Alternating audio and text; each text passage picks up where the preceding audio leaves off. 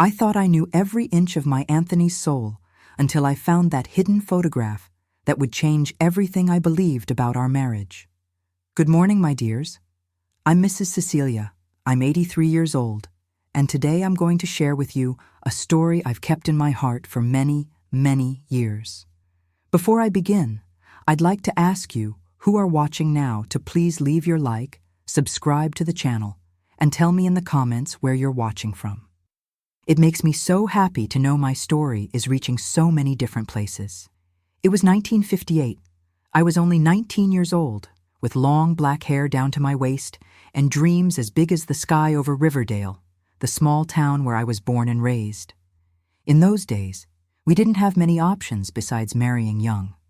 My father was strict, one of those men who thought a woman should go straight from her parents' house to her husband's house. And that's exactly what happened to me. I met Anthony at a 4th of July celebration. He was 25 years old, worked at the post office, had a stable job, and was respected in the community. Tall, broad-shouldered, with a smile that lit up any room. It didn't take long for him to ask my father's permission to court me. I remember it like it was yesterday. Him all formal, in a suit and tie, holding his hat in his hands, waiting in the living room while my father sized him up. Our courtship lasted only 6 months. That's how it was back then. None of this dating for years like nowadays. We got married in a simple ceremony at the town church, complete with a white dress that my mother and aunts had hand-sewn for weeks. It was the happiest day of my life. At least, that's what I thought at the time. The first years were like a dream. Anthony was attentive, affectionate, and soon our children came along. First Charles in 1959, then Marianne in 1961, and finally James in 1963. Our house was always full, noisy, and happy. Anthony worked hard to support us all, and I took care of the house and children. We were what you might call a perfect family in everyone's eyes.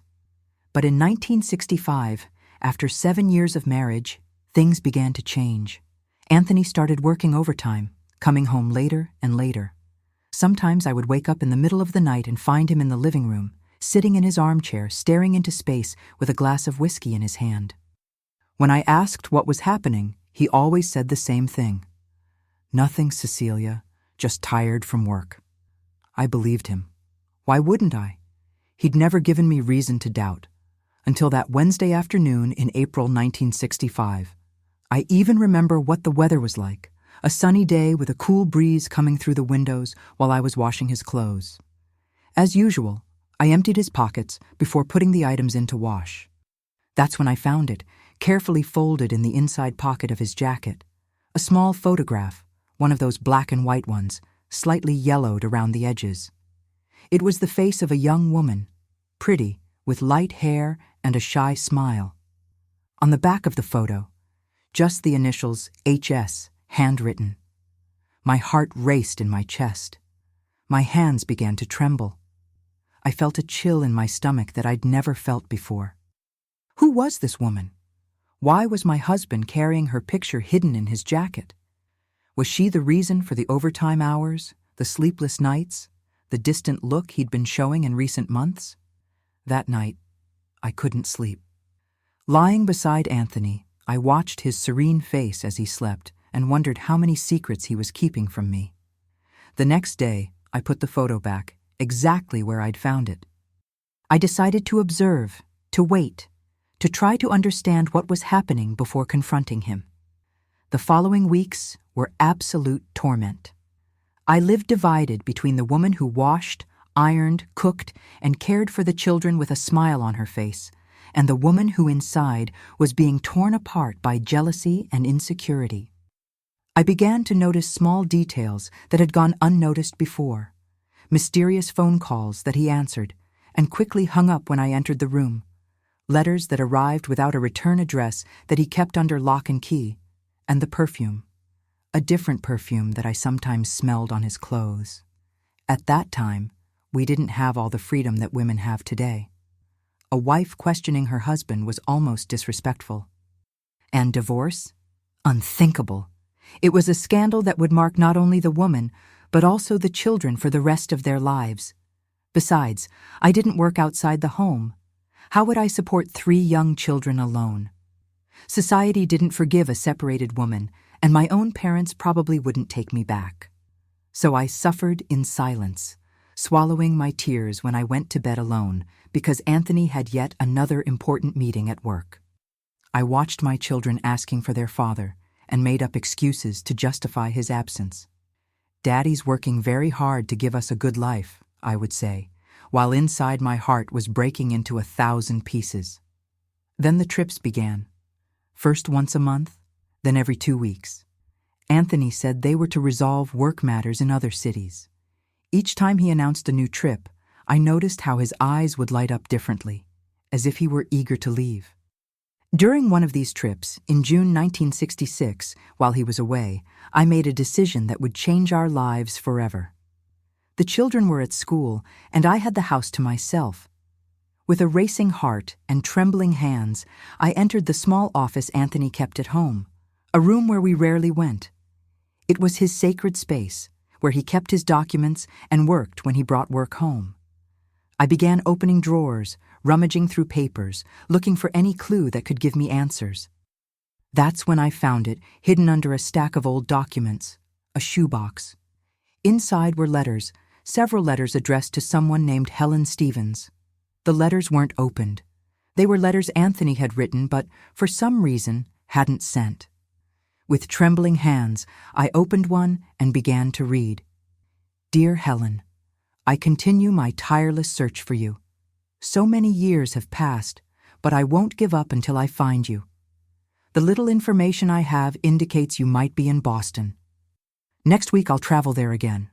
The hope of finally seeing you face to face is what keeps me going forward. Anthony. I picked up another, more recent letter, dated just a month ago.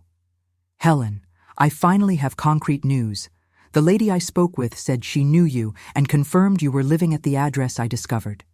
She said you moved a few years ago, but believes you're still in the city. I'm so close. I can feel it. Next week, I'll be there again, and I won't return without answers. You can't imagine how hard it's been to keep this secret all these years. Sometimes I think about telling Cecilia everything, but I'm afraid of how she would react. Our family has already been through so much suffering. I don't want to open old wounds. With hope, Anthony.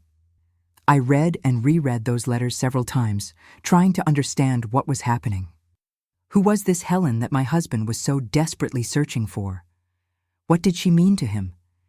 And what was this secret that he couldn't share with me? The photo I found in his jacket was certainly of Helen. But what kind of relationship did they have? Was she an old girlfriend? A current lover? Someone for whom he still had deep feelings? The questions multiplied in my head, and each one was like a needle in my heart. I put everything back exactly as I'd found it and left the office with more questions than answers. In the following weeks, I observed Anthony even more carefully. I noticed how he seemed more anxious, more distracted. Sometimes I caught him looking at the photograph when he thought he was alone, with an expression I'd never seen before. It wasn't passion or desire. It was something different, something I couldn't identify. It was on a Sunday afternoon in August 1966 that I received the phone call that would change everything. The deep voice on the other end informed me that Anthony had been in a car accident on the highway between Boston and our town. He was alive but in serious condition, hospitalized in a small town along the way. I left the children with my sister and took the first bus available. The 4-hour journey seemed like an eternity. My mind was racing with worries. What if he died? What if he became disabled? How would I care for him and the children alone? And in the midst of all these swirling thoughts, one persistent question. Was he going to or coming from a meeting with her, with Helen? When I finally arrived at the hospital, Anthony was unconscious, with several injuries and a broken leg. The doctor informed me that he had hit his head hard and had a high fever due to an infection that had developed in one of the wounds. The next 24 hours will be crucial, he said, with that seriousness that only doctors can have when delivering grave news. I stayed by his bedside all night, holding his hand, saying every prayer I knew. Around 3 in the morning, Anthony began to become delirious because of the fever. He mumbled disconnected words, names I didn't recognize, and then clearly he called for her. "Helen, Helen, I finally found you, Helen." Those words were like daggers in my chest. So it was true. He had been with her when he had the accident. Maybe he was returning from a meeting with her. Or maybe he was planning to abandon us to be with her once and for all. I cried silently beside his bed, feeling my world crumble. After so many years together, 3 children, an entire life built, how could he do this to me? I began to plan what I would do when he woke up.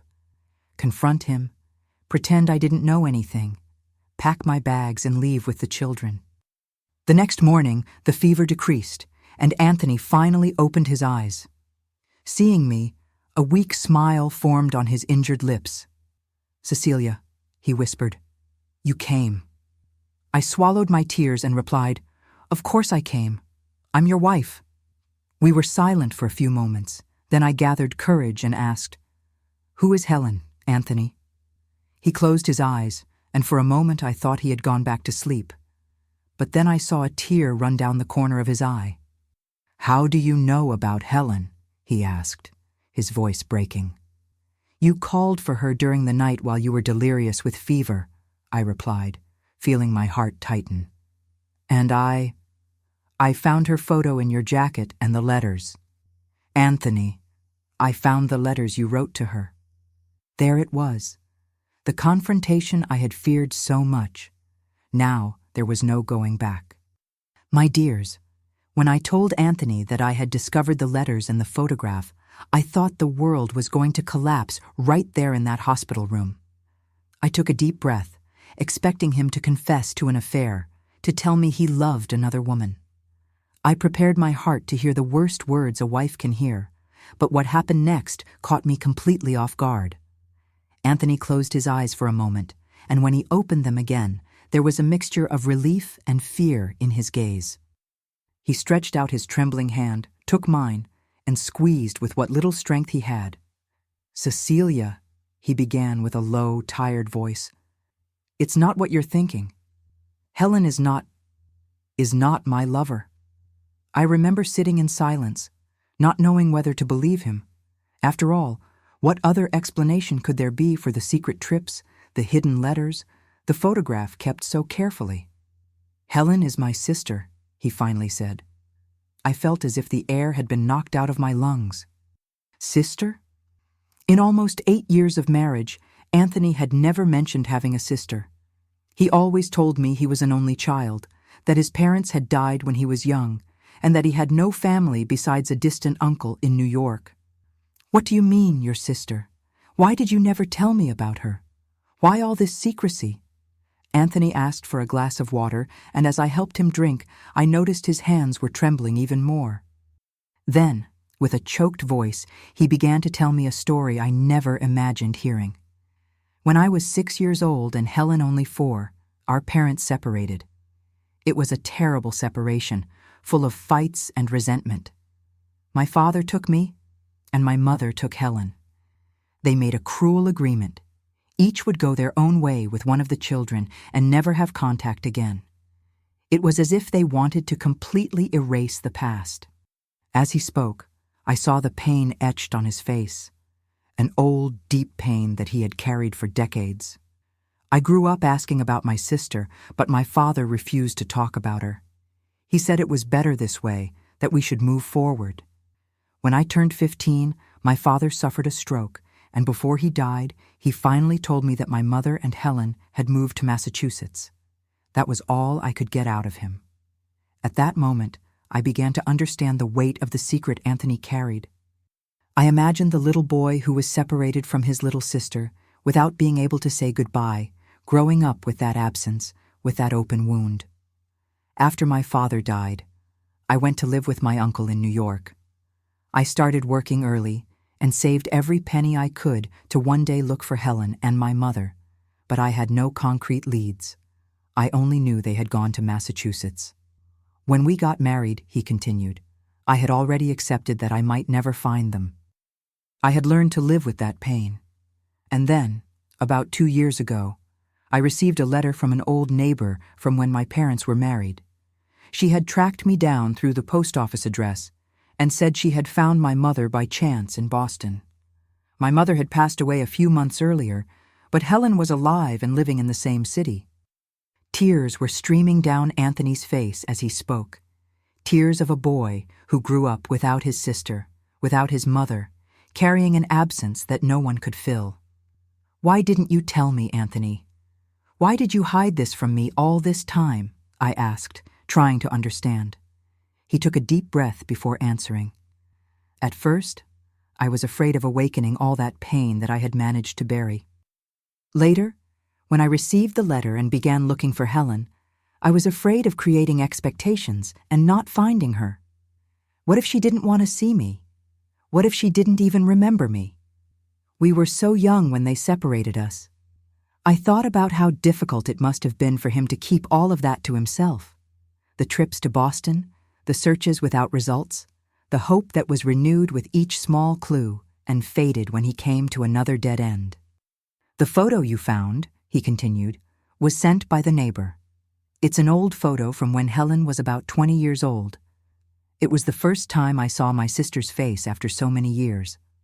I couldn't stop looking at her, searching for traits that reminded me of the little girl I knew, imagining what her voice would be like, her manner." As he spoke, I felt a mixture of relief and guilt wash over me. Relief, because there wasn't another woman, because my marriage wasn't threatened. Guilt for having doubted him, for having imagined the worst, for not having been the wife he could trust to share his deepest pain. "And the accident? How did it happen?" I asked. Anthony squeezed my hand harder. "I finally found her, Cecilia. After so many years, so many trips, so many false leads, I found Helen. She's living in a small town on the way to Boston. I got the address through a former colleague of hers. I went there. I stood in front of her house for hours without the courage to knock on the door. I imagined the scene. Anthony standing on the sidewalk, looking at an unfamiliar house, knowing that on the other side of the door was the sister he hadn't seen in over 30 years. The mixture of fear and hope he must have felt. When I finally got up the courage, she wasn't there. A neighbor said she had traveled to visit a friend and would return the next day. I decided to wait in town. I spent the whole day walking the streets, imagining the meeting, rehearsing what I would say. I was so nervous, so anxious. The next morning, when I was returning to her house, I lost control of the car on a curve. The tears were now flowing freely down my face. They were no longer tears of sadness or anger, but of compassion. Suddenly, everything made sense. The trips, the secret phone calls, the distant behavior. It wasn't an affair that Anthony was hiding, but a pain so deep that he didn't know how to share it. "And now? Did you manage to speak with her?" I asked. A weak smile appeared on Anthony's injured face. "Yes, she came to visit me here at the hospital yesterday before you arrived. The neighbor saw the accident and recognized my car. She notified Helen when she returned from her trip, and she came immediately." My heart raced. "She was here? Did you talk?" Anthony nodded, his eyes shining in a way I had never seen before. It was as if the 30 years we spent apart had disappeared in an instant. "She recognized me, Cecilia. She said she never forgot the older brother who protected her from everything. Our mother always talked about me to her. She kept my memory alive. Helen spent her entire life wondering where I might be, if I was well, if I had formed a family. I imagined this meeting, this moment when two souls that were separated in childhood finally reunited. It must have been a moment of such emotion, such intensity. Helen told me that our mother spent years looking for me, but my father moved addresses constantly, precisely to avoid them finding us. When he passed away and I went to live with my uncle, they completely lost track of me. She showed me pictures of our mother, told me about her final years. She said that Mom always believed that one day we would reunite. At that moment, I understood the true meaning of the photo I found in Anthony's wallet. It wasn't the image of a lover, but the only connection he had with his lost sister, with the family that was torn from him. It was a treasure that he carried close to his heart, a promise that one day he would find her. "Why didn't you tell me all this before, Anthony? Why didn't you share this pain with me?" He closed his eyes for a moment. At first, it was too difficult to talk about it. I was afraid of touching the wound and not being able to close it again. Later, when I started looking for her, I didn't want to create expectations for you and the children. And if I never found her, it would be one more disappointment to carry. Looking back now, with the wisdom that only years bring, I understand his fear. In those days, people didn't talk openly about their feelings, especially men. Showing vulnerability was seen as weakness. Anthony had been raised by his father, a rigid man of the old generation who probably never showed a hint of fragility. How could he know how to share his deepest pain? What happened after that? You must be wondering. Well, the story doesn't end in that hospital room. In fact, it was just the beginning of a new chapter in our lives. Anthony was hospitalized for 2 weeks. During that time, Helen visited him every day. At first, I was apprehensive, almost jealous of this woman who had occupied so much space in my husband's thoughts. But a few minutes of conversation were enough for me to understand why Anthony had never given up on finding her. Helen was a sweet woman, soft-spoken, with gentle eyes that resembled her brother's a lot. She had married young, like me, but had no children. Her husband had passed away a few years before, and she lived alone in the small house she inherited from him. When she learned that Anthony had a wife and 3 children, her eyes filled with tears of joy. "I have a family," she repeated. "I finally have a family again." In the days that followed, I got to know a new version of my husband. It was as if a huge weight had been lifted from his shoulders. He smiled more, talked more, shared childhood stories that he had never mentioned before. It was as if in rediscovering Helen, he had also rediscovered a part of himself that was lost. When he was finally discharged from the hospital, Anthony made a request that caught me by surprise. He wanted Helen to come live with us, at least for a while. "Our house is small," he argued, "but we can make room. The kids will love her, I'm sure. And she's so alone, Cecilia." Just imagine, my dears, what that request from Anthony meant for me. I, who for weeks had suffered thinking my husband was cheating on me with another woman, was now being asked to open the doors of my house to this same woman, who in reality was his sister. Life has these twists that only God understands, doesn't it? Our house on Maple Street was modest, with only 3 bedrooms, one for us, one for the boys, and another for Marianne. Where would we put Helen? But looking at Anthony's face, at that genuine happiness that I had never seen in him before, how could I say no? "We can transform the little sewing room into a room for her," I suggested, watching his eyes light up with gratitude. "It's not big, but it will be cozy." In the days following his discharge from the hospital, I dedicated myself to preparing the house for our new guest. I cleaned out the little room I used to store my threads and fabrics. I asked our neighbor Joe for help installing a small bed we bought secondhand. I put new curtains on the windows and fresh flowers in a small vase on the dresser. I wanted Helen to feel welcome, to know she had a place in our family. The children were excited at the news that they would have an aunt. In 1966, in our small town, the arrival of a new resident was always cause for curiosity and excitement. Charles, at 7 years old, asked every 5 minutes if Aunt Helen was arriving yet. Marianne, 5 years old, wanted to know if her aunt would tell her stories, like I did. And little James, only 3 years old, repeated auntie several times, testing the new word on his tongue.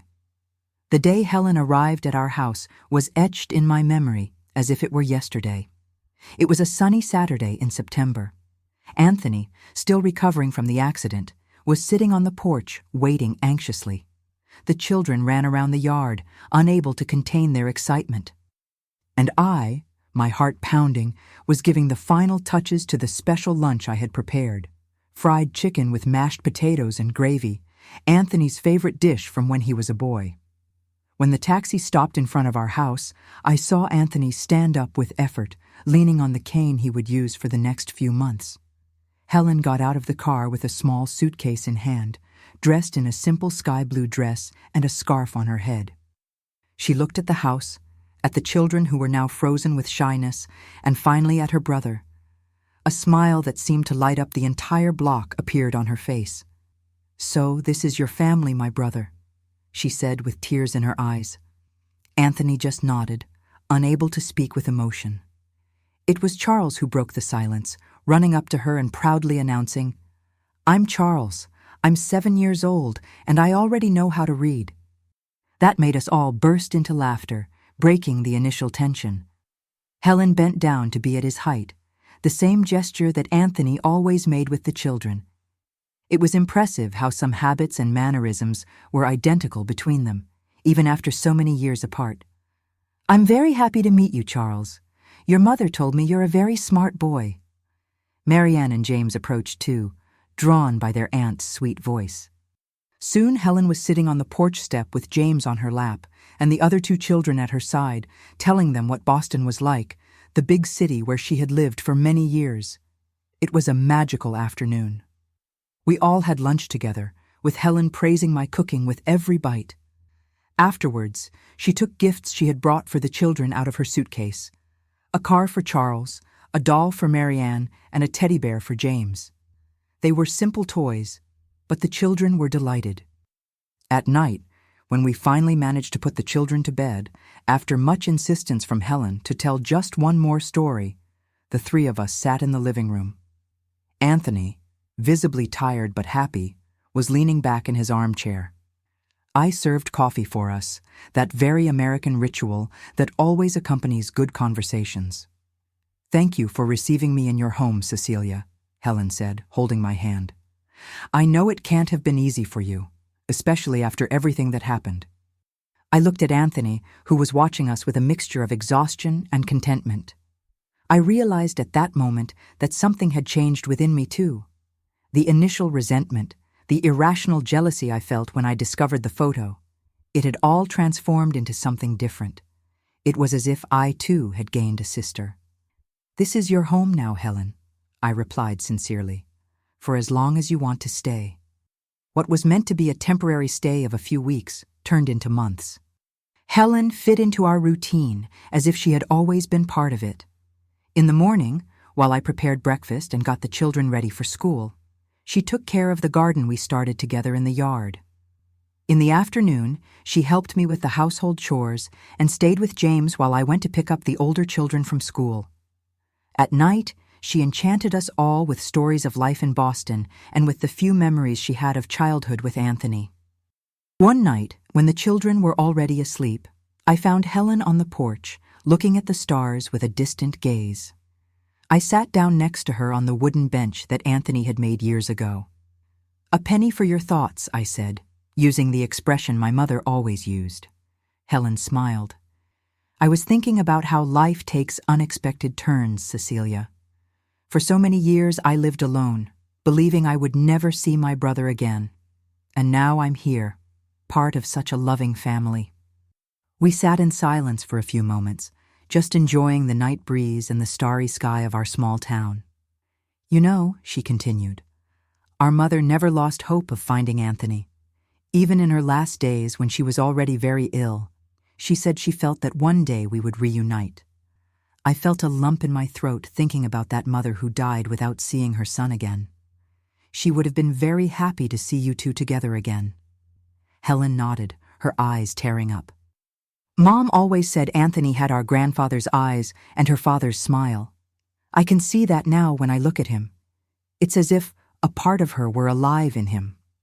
That night, I understood more deeply the void that both Anthony and Helen had carried throughout their lives, a void that was now beginning to be filled, not only by their reunion, but by the new family we were building together. As the months passed, Helen became indispensable in our house. The children adored her, especially Marianne, who followed her aunt everywhere. Anthony was slowly recovering, both physically and emotionally. It was as if each conversation with Helen, each shared memory, each laugh, helped heal an old wound. In November 1966, Helen announced she was thinking of returning to Boston. "I need to resolve some pending matters, sell the house I inherited from my husband," she explained during dinner. The silence that followed was broken by Marianne's immediate crying. "I don't want Aunt Helen to go away," sobbed the girl, expressing what we all felt. "And who said I'm really going away?" Helen replied, hugging her niece.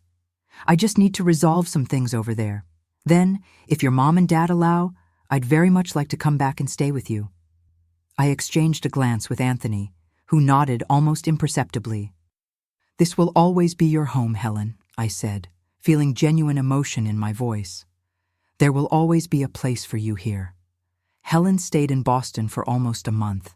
It was the saddest Christmas for the children, who terribly missed their aunt. They even made a special Christmas tree, decorated with drawings and messages for her. "For her to see when she comes back," Charles explained with the simple logic of a child. Anthony also felt the absence of his sister. At night, after the children were asleep, he would sit on the porch, looking at the road, as if expecting Helen to appear at any moment. "Do you think she'll really come back?" he asked me one night, revealing an insecurity he rarely showed. "Of course she will," I replied, sitting next to him and holding his hand. "She found her family after so many years. Do you think she'll give that up easily?" He smiled, a little more reassured. "Thank you, Cecilia, for everything, for accepting Helen into our home, for understanding the situation. I know it wasn't easy for you at the beginning." I squeezed his hand affectionately. "You know what enchanted me about you when we met, Anthony? Your capacity to love deeply. I see it in the way you care for the children, how you treat me." "It was that love that you kept for your lost sister? How could I not understand?" Helen returned 2 days before the new year to the general joy of the family. She brought a slightly larger suitcase this time and news that would change our lives. She had sold the house in Boston and bought a piece of land in our town just 2 blocks away from our house. "I'm going to build a little house there," she announced during the New Year's Eve dinner. "That way, I'll be close to you but not taking up space in the family." Anthony protested immediately. "Your family, Helen. You're not taking up anything." She smiled, that smile that I now recognized as a signature mark of the siblings. "I know that, my brother, but you're a young couple with growing children. You need your space, and I need mine too. But I'll be so close that the kids can visit me every day after school." While the children celebrated the idea of having their aunt always nearby, I reflected on how life had completely changed in just a few months. The mysterious photo I found in Anthony's wallet, which had made me shed so many tears, believing it to be of a lover, had brought me not a rival, but a friend, a sister-in-law, an aunt for my children. Fate has those ironies. 1967 began with a new energy in our house. Anthony had completely recovered from the accident and returned to work at the post office with renewed vigor. Helen and I started a small venture together, a sewing shop in the back of the house. She had learned fine sewing in Boston, and I always had a knack for needle and thread. We started making clothes for the children, and soon we were accepting orders from neighbors and friends. The construction of Helen's house began in March. Anthony supervised the work on weekends, and even Charles helped, carrying small bricks and feeling important. It was a family project, a way of telling Helen that she really was part of our lives. Now in July, during the school holidays, we took the children to visit Boston. It was the first trip we took together, and Helen was our guide. She showed us the tourist spots, the best restaurants, the neighborhood where she had lived with her husband. She also took us to the cemetery where her mother, the mother-in-law I never met, was buried. It was a scene I'll never forget. Anthony, kneeling before his mother's grave with Helen at his side, their hands intertwined, tears silently flowing. The children, sensing the solemnity of the moment, remained quiet, respectful. Charles, always the most sensitive, took my hand and squeezed hard. "Their grandma is happy now, isn't she, Mom, because they're together again." At that moment, I was certain that everything had happened exactly as it should. The photo in the wallet, my discovery, Anthony's accident, everything had led us to this moment, to this family reunion that transcended even death. Helen's little house was completed in November 1967, just in time for us to celebrate Christmas. It was a simple but cozy house, painted a light yellow with white windows. Anthony made a point of planting roses in the small front garden, their mother's favorites, according to Helen. The children helped decorate the interior, each choosing a special ornament to give to their aunt. Charles chose a picture frame for the photo we had taken on our trip to Boston. Marianne gave a small crocheted doily that she had learned to make with me. And little James, at 4 years old, painted a rock with colorful paint. For good luck, he explained seriously. The housewarming was a small party for the neighborhood.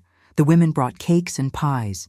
The men helped set up tables in the yard, and the children ran among the adults, enjoying the freedom of that special day. I remember watching Helen receiving the guests with her delicate manner and that smile that resembled Anthony's so much.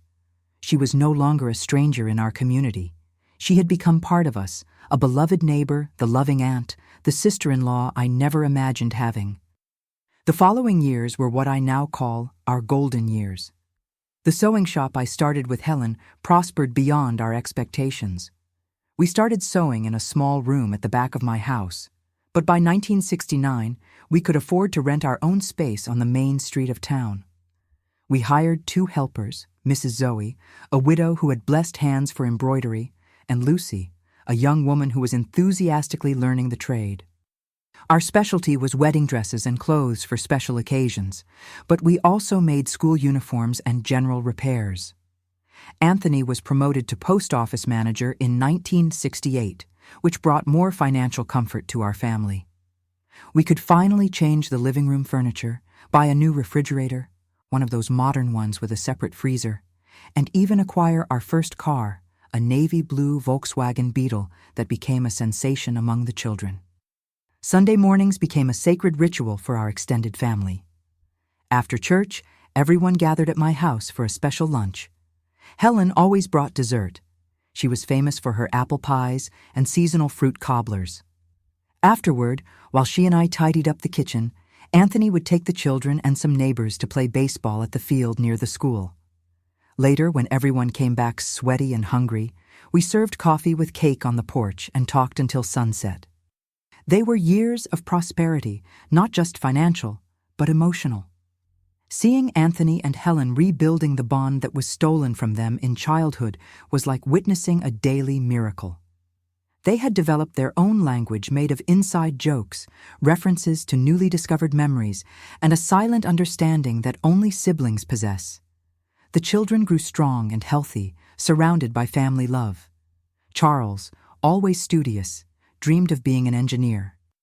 Marianne had inherited our talent for sewing and spent hours learning new stitches with me and her aunt.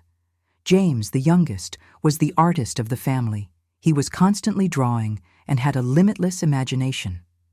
But not everything was roses, my dears. Real life has its trials, its dark valleys that we need to cross to reach new mountains. The first major challenge came in 1971, when Anthony began to feel severe pain in his back. At first, we thought it was a consequence of the car accident he had suffered years earlier. But the tests revealed something much more serious, a problem in his spine that required delicate surgery. It was Helen who found the doctor in Boston, a renowned specialist who had studied in Germany. I remember the fear I felt when I learned the price of the operation. It was an amount I never imagined I would one day need to pay. All the money we had saved for the children's college would have to be used. The night before the trip to Boston, after the children went to bed, I sat on the bed beside Anthony, holding his hand. "Everything will be fine," he said, trying to reassure me, even though he was the one facing surgery. I swallowed my tears and nodded, trying to appear strong. "Of course it will. And when you return, we'll celebrate with that barbecue you love so much." Helen went with us to Boston. She stayed by my side during the 8 hours Anthony was in the operating room, holding my hand, bringing me coffee, praying with me. When the doctor finally came out to say the operation had been a success, we fell into each other's arms, crying with relief. Anthony's recovery took months. He had to be away from work, which meant a significant reduction in our income. It was a period of financial tightness, but never despair. The sewing shop became our main source of support, with Helen and I working until late at night to keep up with the orders. Charles, at 12 years old, got a part-time job delivering newspapers to help with expenses. Marianne took care of the house, and James when I wasn't there. We were a team, a family that supported each other in difficult times. In 1972, when Anthony was finally able to return to work, even with restrictions, we felt we had overcome a great trial. Our family was stronger, more united, and I had discovered in myself a strength I didn't know I possessed, the ability to support my family, to be the pillar when necessary. The second major challenge came in 1975, and this time it was Helen who needed us. During a routine examination, doctors found a lump in her breast. The diagnosis came like lightning on a blue sky day: cancer. At that time, breast cancer was almost a death sentence, especially in small towns like ours, where medical resources were limited. But we refused to passively accept this. If Helen had waited 30 years to reunite with her family, we weren't going to lose her now. It was Anthony who organized everything, sold the Beetle and bought an older one to get extra money, mortgaged part of the house, borrowed from friends, all to get the best possible treatment for his sister. Helen was operated on in New York at the newly opened cancer center. The surgery was radical, a total mastectomy, as it was called at the time. I stayed with her during the 2 weeks of hospitalization, sleeping in a chair beside her bed, holding her hand on the nights when the pain was most intense, promising that everything would be fine, even when I wasn't sure of that. The period of chemotherapy that followed was brutal. Helen lost her hair, drastically lost weight, got nauseous from any food smell. Seeing her suffer like this, after all she had already gone through in life, seemed a cruel injustice of fate. But you know what I discovered during this time?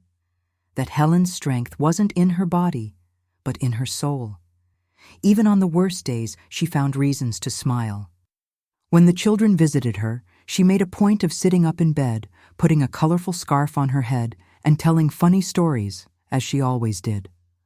"I don't want them to see me as a sick person," she told me. "I want them to remember the Aunt Helen they knew." During the 6 months of treatment, our sewing shop suffered. We couldn't handle all the orders without Helen, and I had to drastically reduce our work to be able to care for her. Once again, the entire family united to face the challenge. Charles, now 16, got a better part-time job at a mechanic's shop. Marianne, 14, took on many of the household responsibilities. Even young James, at 12, did his part, reading stories to his aunt on the days she was too weak to talk. In December 1975, we received the best Christmas news. The tests indicated that Helen was responding well to the treatment. The cancer seemed to be in remission. It was a Christmas of gratitude, of tears of joy, of renewed promises. Helen's recovery was slow but steady. In 1976, she was able to return to work at the shop, even if only for a few hours a day. At first, her hands shook when holding the needle, but she soon regained the skill she always had.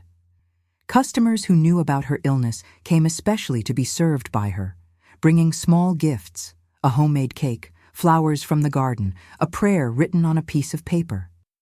Helen was never the same physically.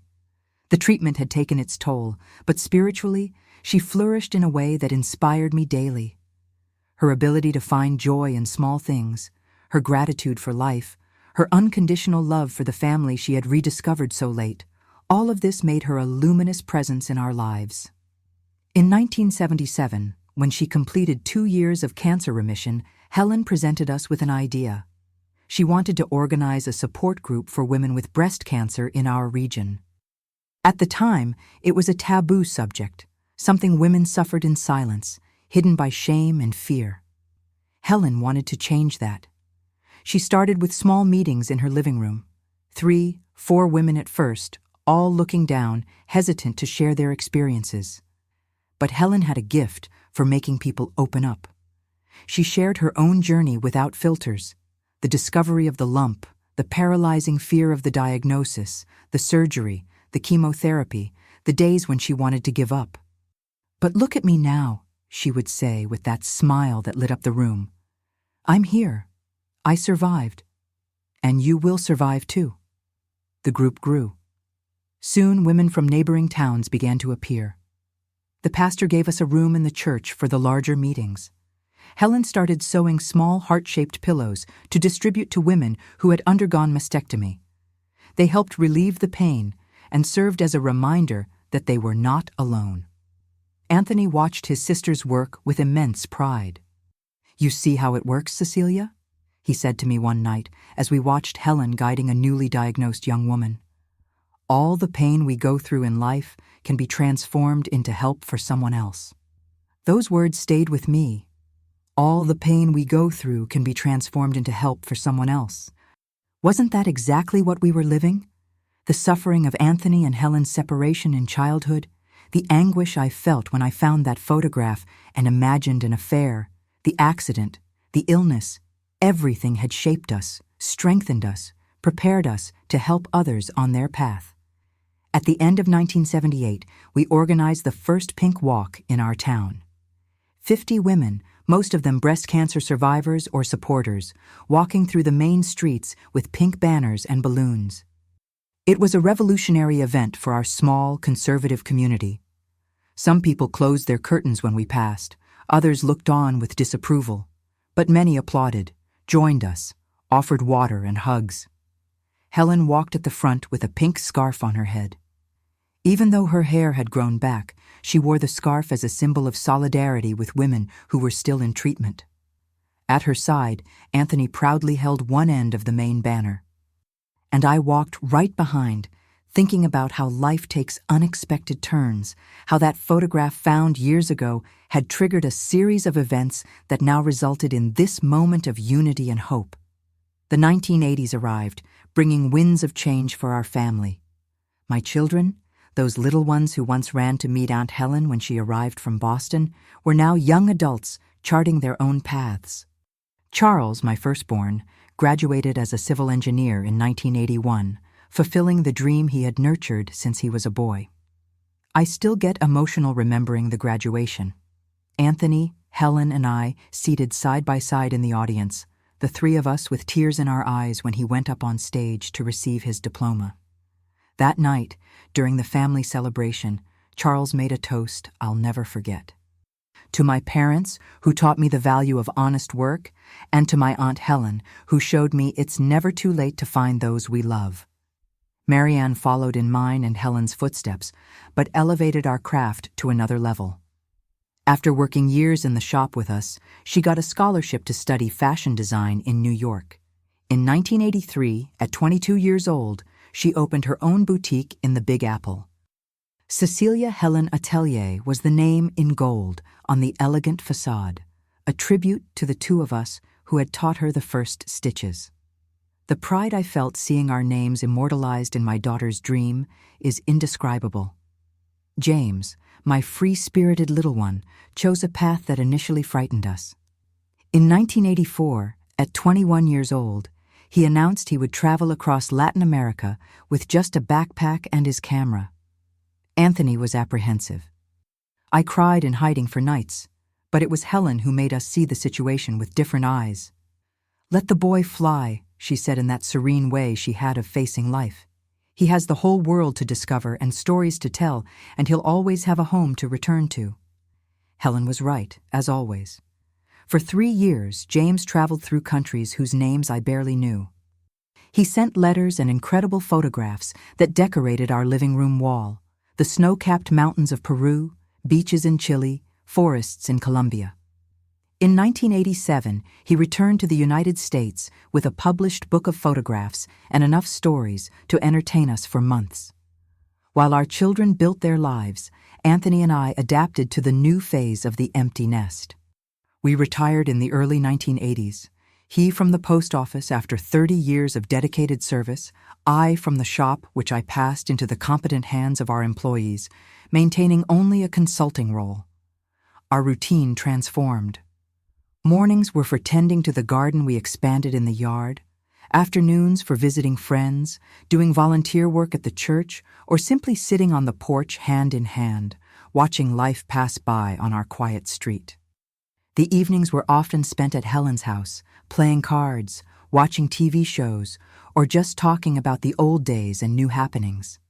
Helen continued with her support group, which now served women with various types of cancer and their families. The small group that started in her living room transformed into a formal association with its own headquarters, trained volunteers, and even a doctor who offered free consultations once a week. She had transformed her pain into a movement of solidarity that saved countless lives, not just in the physical sense, but mainly in the emotional sense. In 1985, when Helen completed 10 years free of cancer, we organized a big celebration. The parish hall was decorated with pink flowers, posters made by the women from the support group, and photographs that told the story of her journey. More than 100 people attended, patients she had helped, grateful family members, doctors and nurses who had become allies to the cause. It was a night of many tears, but the kind that cleanse the soul, that heal. Anthony gave a moving speech that night.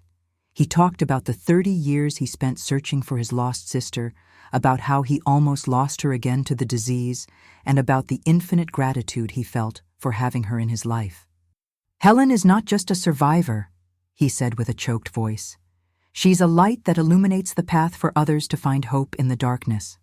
Watching the two of them together that night, Anthony already with completely white hair at 52 years old, Helen with her face marked by expression lines at 50. I thought about the long journey we had traveled since that day in 1965 when I found the mysterious photograph in his wallet. How could I have imagined that the discovery that caused me so much pain at the time would be the beginning of such a beautiful story of reunion, overcoming, and love? Destiny, my dears, has those surprises. Sometimes, what seems like a tragedy is just the first chapter of a wonderful story that's still being written. The following years brought immense joys with the arrival of the grandchildren. Charles married in 1986 to Teresa, a work colleague, and in 1987, my first grandson, Ryan, was born. Marianne found love with Paul, an architect she met in New York, and they blessed us with the twins Julia and Beatrice in 1989. James took longer to settle down, but when he did, it was in a surprising way.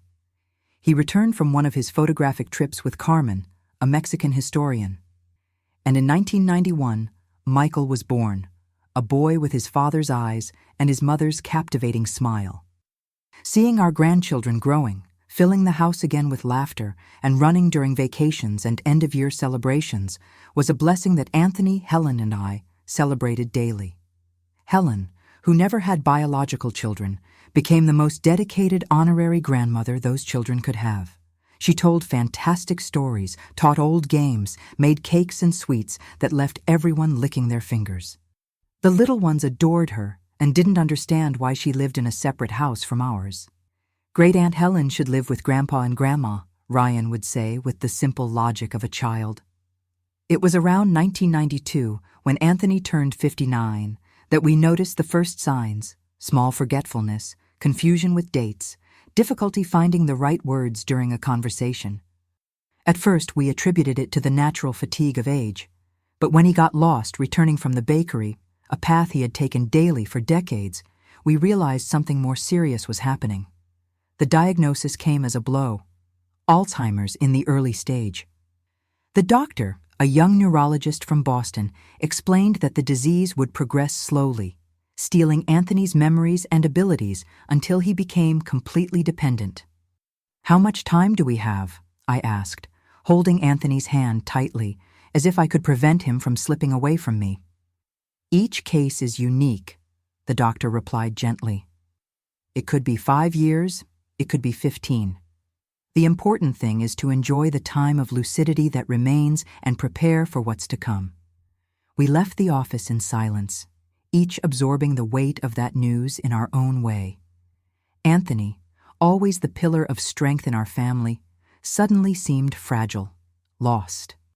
Helen, who had accompanied us to the consultation, walked with her head down, her hands trembling slightly. not from the mild Parkinson's that was beginning to manifest in her, but from the contained emotion. It was during dinner that night, after Helen had retreated to her house, that Anthony finally spoke about the diagnosis. "I'm afraid, Cecilia," he said, looking at his own hands. "Not of dying. I'm afraid of forgetting.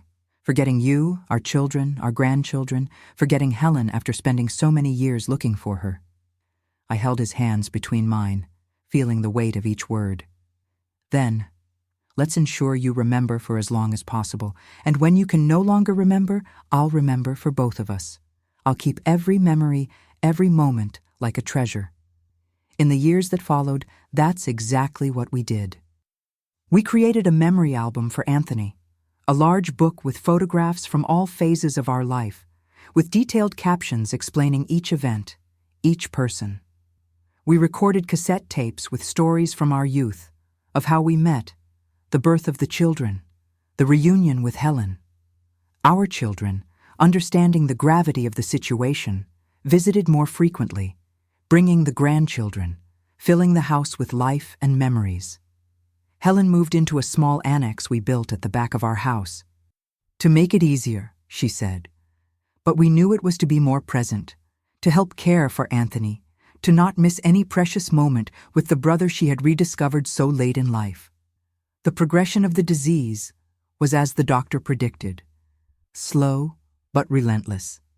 By 1995, Anthony already needed constant supervision.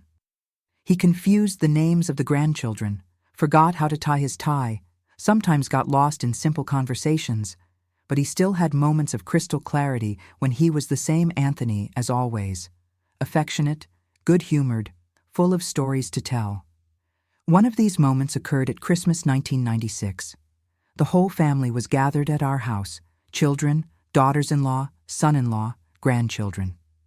The table was set on the porch, decorated with flowers from our garden. Anthony, who that day seemed especially lucid, asked to speak before dinner. "I want to thank," he said, looking at each face around the table. "Thank you for this wonderful family we built together. Thank you to my Cecilia, who found a photograph in my wallet so many years ago and, instead of just accusing me, had the courage to ask who Helen was." Eyes turned to me, surprised. We had never told the children the true beginning of the story, how I discovered the photo, the weeks of anguish, thinking Anthony was cheating on me, the confrontation at the hospital. "Without your mother's courage," Anthony continued, "I might never have found my sister. Perhaps Helen and I would have spent the rest of our lives apart, as our parents wished. But destiny had other plans." Helen, sitting beside her brother, took his hand.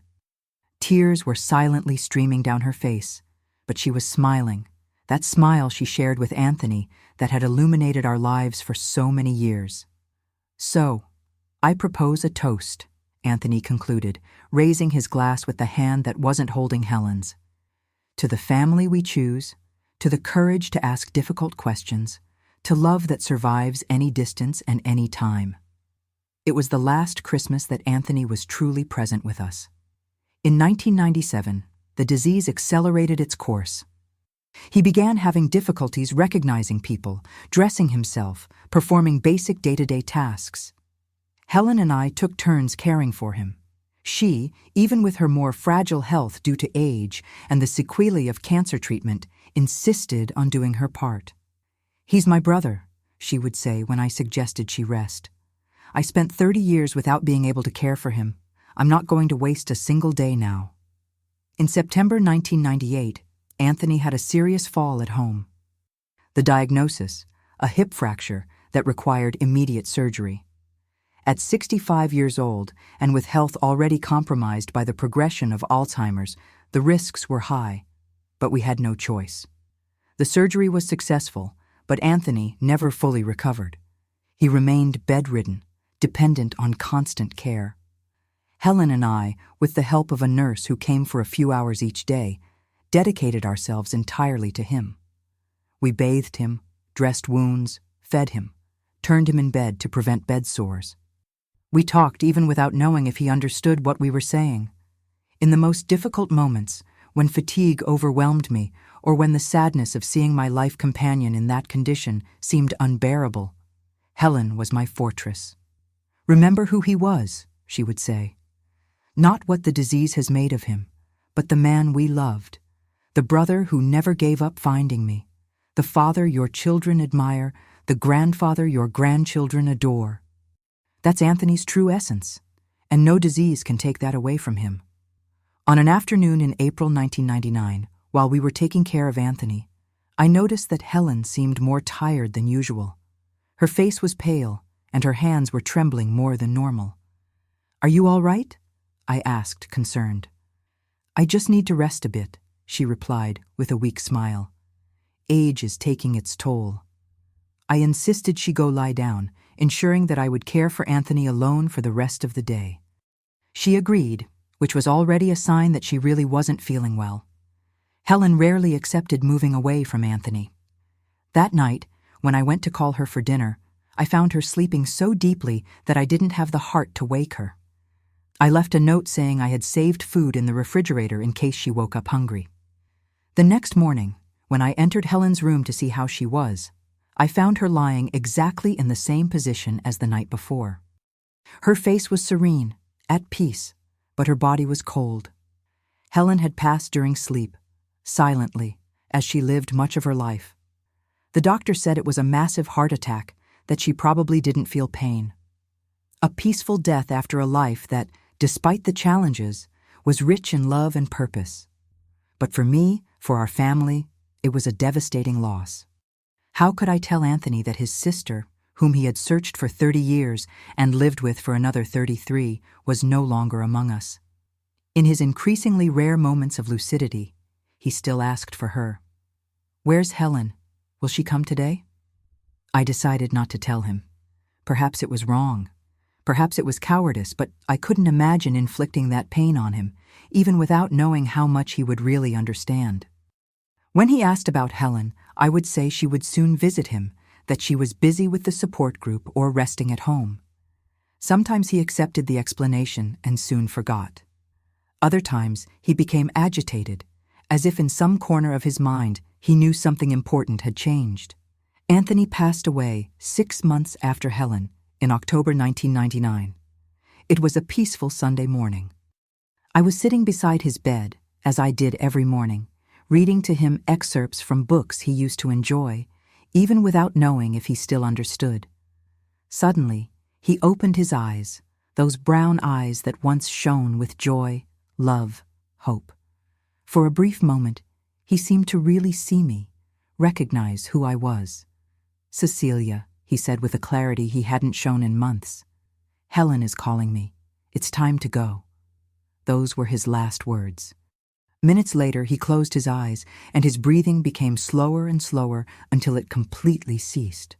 He departed without a last goodbye, without drama, as if he had just decided to join the sister he loved so much. We buried Anthony beside Helen in our town's cemetery, a single headstone for both, with the inscription, "Siblings in life, inseparable in eternity. True love transcends time and distance." Today, 26 years after losing them, at 83 years old, I cherish the photograph I found in Anthony's wallet that distant afternoon in 1965. It's in a special frame in my living room, beside more recent photos of Helen with our children and grandchildren. Sometimes I hold the photo in my hands and think about how a simple black and white image completely changed the course of our lives. The discovery that could have destroyed our marriage ended up enriching it in ways I could never have imagined. It brought Helen into our lives, completed Anthony's family, expanded our hearts, and taught us profound lessons about forgiveness, trust, and the power of true love. If there's a message I'd like to leave you with, my dears, it's this. Behind every challenge, every pain, every misunderstanding, there can be a greater purpose that we can't yet see.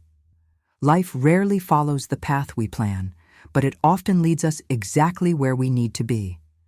That photo of another woman in my husband's wallet wasn't the end of my love story.